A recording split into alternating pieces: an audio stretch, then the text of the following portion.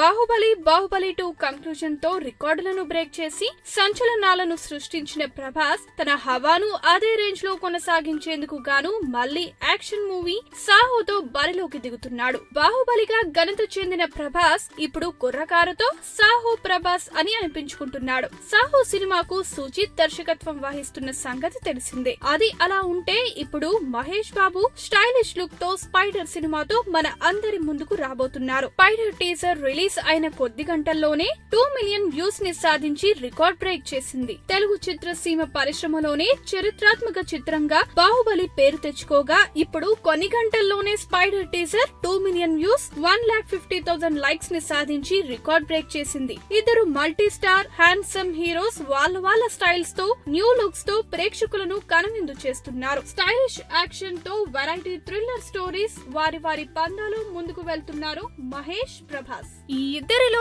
ఎవరు ఎక్కువగా ప్రేక్షకులను మెప్పిస్తారో వేచి చూడాలి.